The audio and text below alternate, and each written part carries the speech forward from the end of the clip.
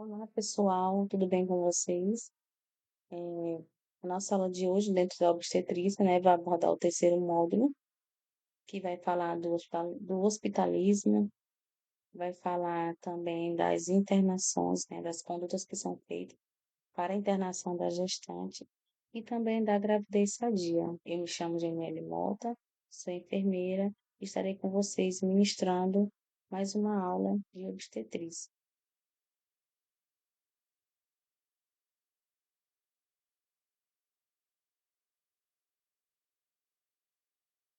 E o que é uma gravidez sadia? A gravidez sadia é aquela gravidez, né, que ela vai ser livre de intercorrência. Ela é aquela gravidez em que a mãe, na sua data cronológica, ela tem até os seus 36 anos, né? Então, a gravidez ela é considerada já de alto risco depois dessa idade e também quando é menor de idade, como a gente já viu na outra aula. E também o estilo de vida também da gestante. E quais são os primeiros sinais e sintomas de uma gravidez?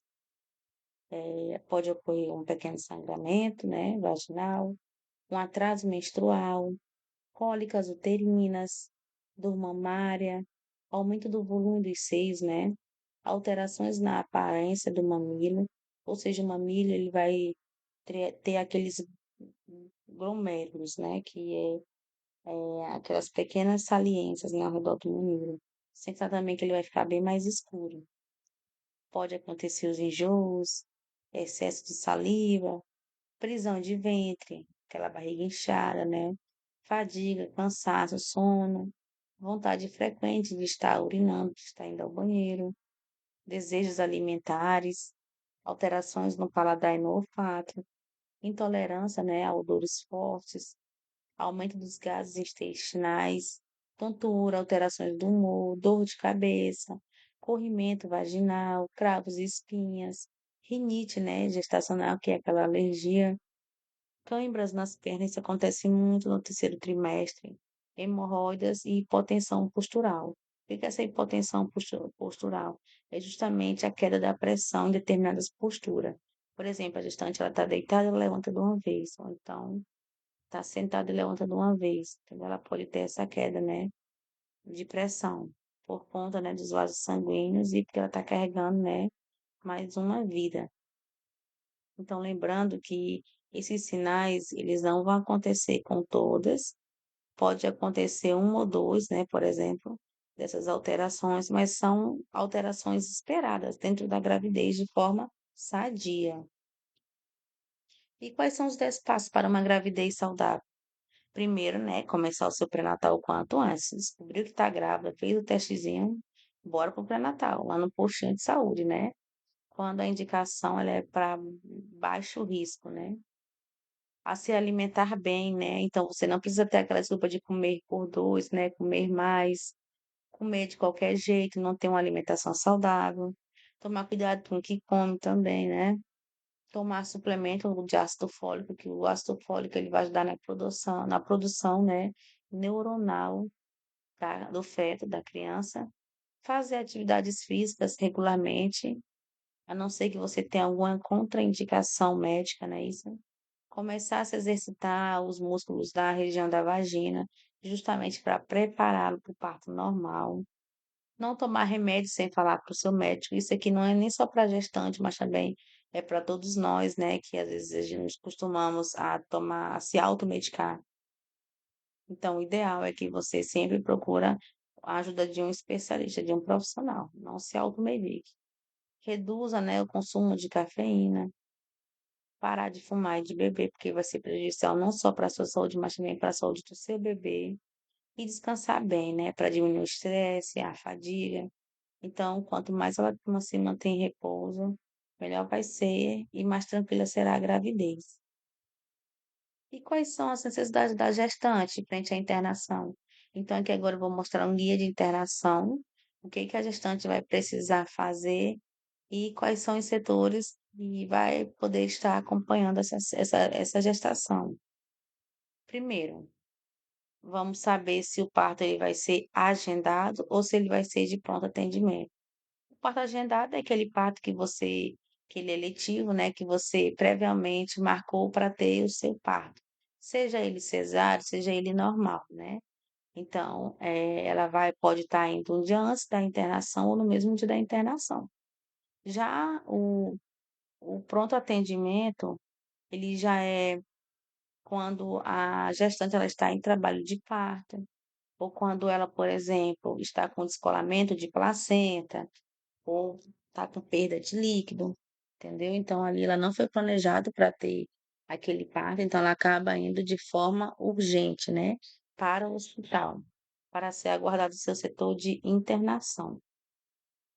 E quais são os procedimentos que a gente precisa saber também, né? Após a gestante, ela já tem, né, o seu bebê, você já está no pós-parto, precisa fazer a coleta, né, do teste do pezinho, que é feita após 48 horas de vida, né? E ele vai descobrir, inúmeras doenças, né, genéticas. Então, assim, é muito importante seguir essa data. É também feito os testes do pezinho, da orelhinha, do olhinho, da linguinha, do coração. Para quê? Para ver se está tudo ok com o seu bebê. E também outros exames laboratoriais, né?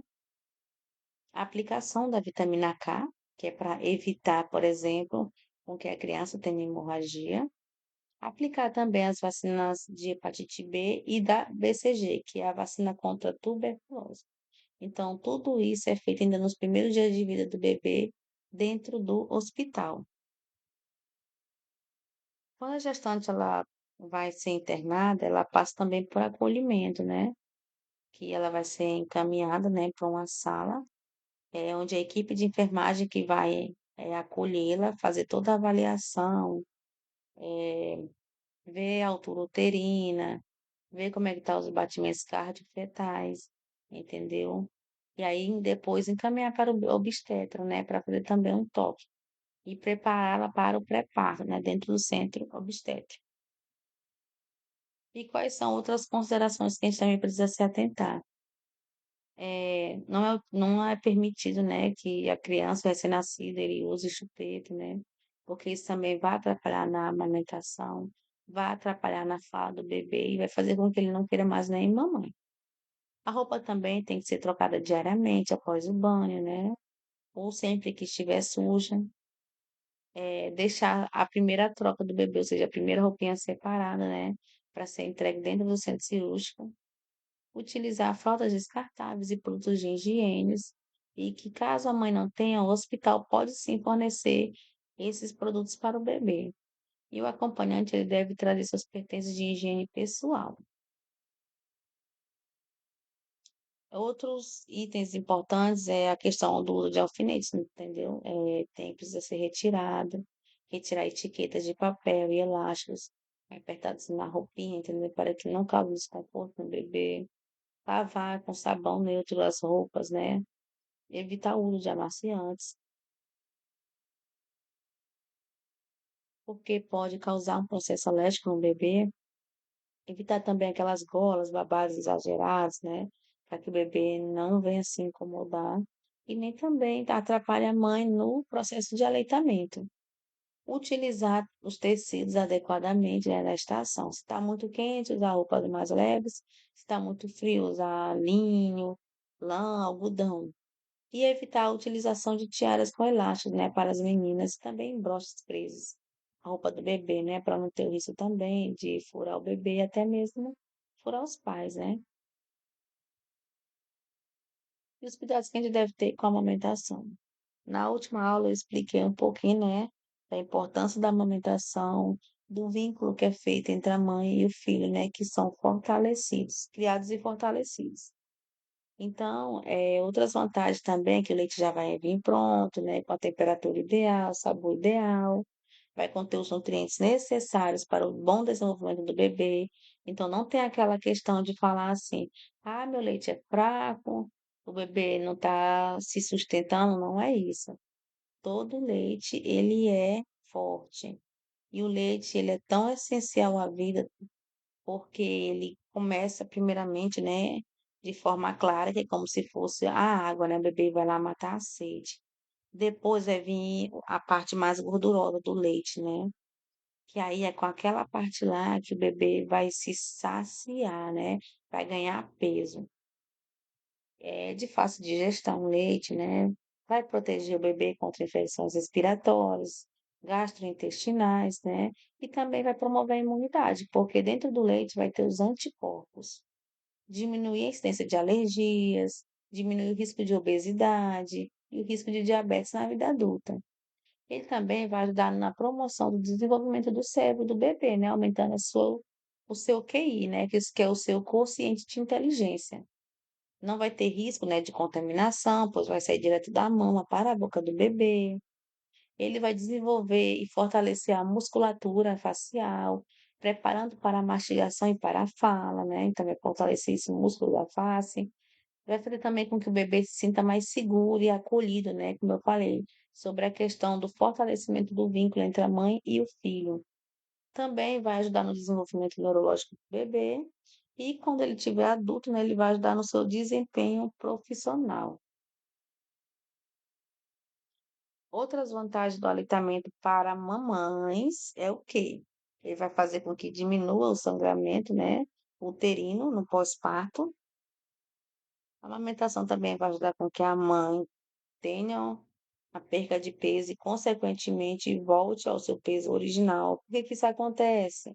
Porque o útero, né, ele vai contrair quando há amamentação e vai fazer com que ele volte ao seu tamanho normal.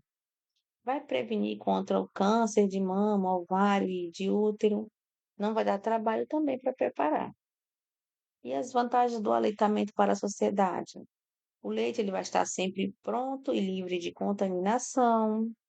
Ele é economicamente um alimento sem custo, né? Principalmente para a renda, né? E orçamento familiar. Vai prevenir contra diabetes tipo 2. Vai colaborar para uma sociedade sustentável, porque vai evitar o desperdício, né, para o ambiente e vai reduzir as internações, né, por doenças na infância, que, como eu expliquei, o leite ele vai fornecer anticorpos. Então, anticorpos vão aumentar a imunidade do seu filho, né, da criança, e vai fazer com que elas fiquem menos doentes, né, e vai precisar de menos internações. Então, isso tem vantagem dentro do aleitamento materno. Agora nós vamos tratar de prevenção de quedas, né? Os cuidados que a gestante ela deve ter no hospital para evitar quedas, né? Primeiramente, é evitar utilizar roupas compridas que não permitam a visualização dos pés. Então, ela pode enganchar os pés, né? Pisar em cima e aí cair. Evitar a utilização de salto alto no ambiente hospitalar. Após o procedimento cirúrgico, né? Seguir todas as orientações de enfermagem em relação à saída do leite, né? Não levantar de uma vez também para não ter risco de cair, nem ter hipotensão postural. No caso, por exemplo, de fraqueza, mal-estar e tontura, solicitar a ajuda e não se levantar sozinha. Aguarde a avaliação de um profissional do hospital também. Evitar tomar banhos quentes, né? Porque isso pode causar a queda da pressão. Caso você esteja identificada com a pulseira roxa, solicitar orientações específicas na equipe de enfermagem, que cada pulseira identifica, né, um problema, né, ou um cuidado que é necessário com aquela gestante, e esclarecer sempre as dúvidas do paciente, né? Então, a equipe enfermagem está para isso, entendeu? Sempre explicar os procedimentos que você vai fazer ao paciente, né, e sempre esclarecer suas dúvidas. Dentro também das necessidades, né, da gestante no centro obstétrico, nós vamos falar um pouquinho da UTI neonatal, né? Que ela vai garantir uma assistência personalizada ao bebê que precise, né, ir para uma UTI. Como, por exemplo, lá vai ter uma equipe de profissionais, né, capacitados, como cardiologista, neurologista, cirurgiões, fisioterapeutas, fonoaudiólogos, entre outros. E o hospital também ele vai contar com alguns tipos de exames, né, como, por exemplo, os exames de imagem, né, que é a ultrassonografia, a ecocardiografia, radiologia, tomografia computadorizada e ressonância magnética.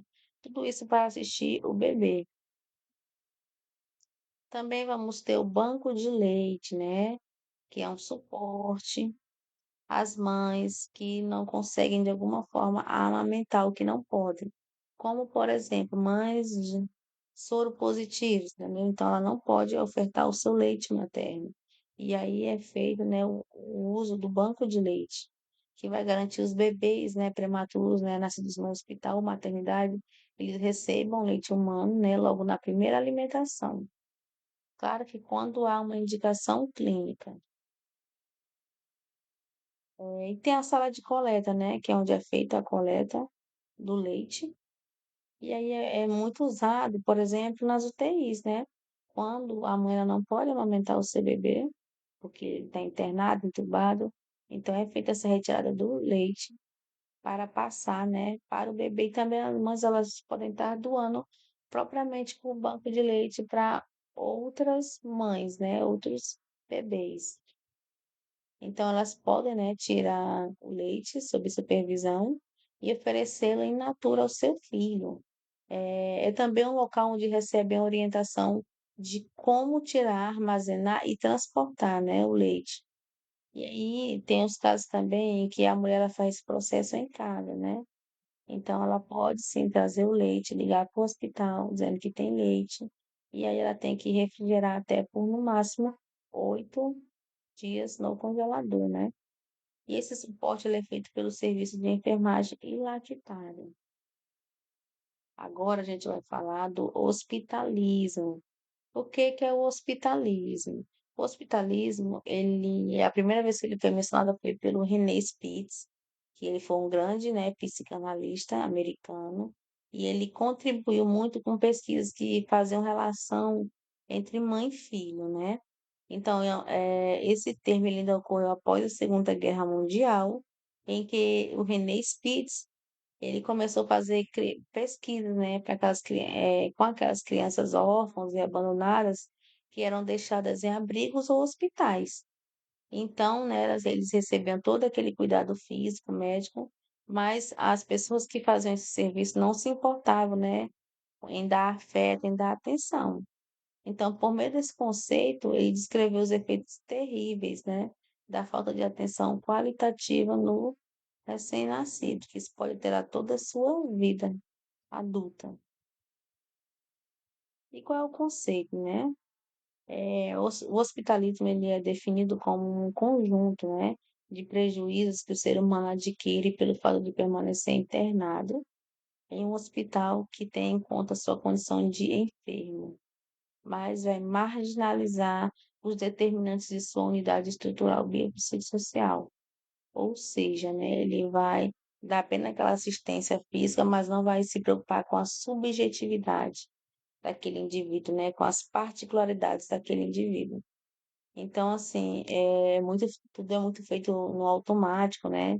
E aí os comportamentos vão mudando da criança ao longo do tempo, né? Porque ela vai perdendo o afeto, o vínculo, né, com a família e o estímulo. Então, assim, a gente tem que tomar muito cuidado com isso, principalmente quando é na criança. E a síndrome do hospitalismo, ele vai te apresentar alguns sinais em geral. E depois a gente vai falar um pouquinho mais dele em outro slide, que é o isolamento, aquela pessoa não tem interesse de conviver com ninguém. Introspecção, que é a dificuldade de se relacionar com o outro. Apatia, que é a mesma fraqueza, falta de vontade de realizar alguma atividade. Indiferença ou pensamento pessimista em relação a si mesmo. Pode se sentir imprestável, inútil, entendeu? Ou que não vai sair dessa. E o hospitalismo na criança, ele vai acontecendo de forma gradual, em que a criança ela vai perder o interesse, né, pelas coisas que o cercam. Ela vai se sentir mais apática, vai perder a força, né, motora, vontade de brincar, vai ter dificuldade de adaptação, né, ao novo meio, vai ter alterações emocionais e comportamentais graves, que aí pode fazer com que ela deixe de se alimentar, e em casos mais extremos, quando a família, principalmente a privação materna, não pode ocorrer, em que há essa privação materna, né, a criança ela pode vir até a óbito.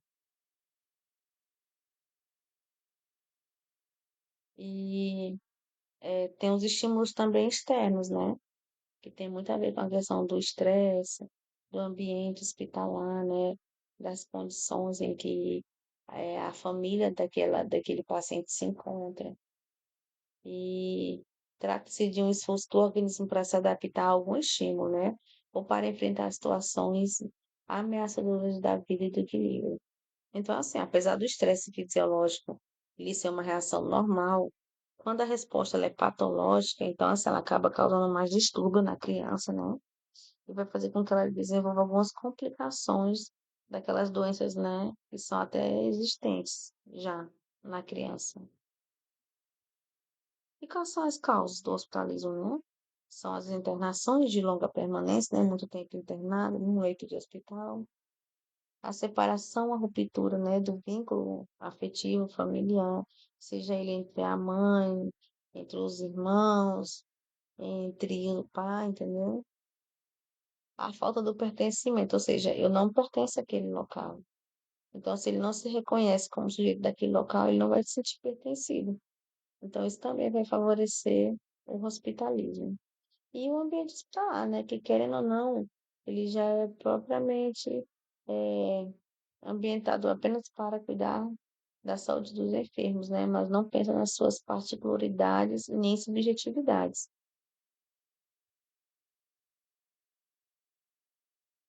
Então, os sinais gerais do hospitalismo, ele vai desde o isolamento, a introspecção, a apatia, a indiferença, pensamento, né, pessimista, sensação de ruptura,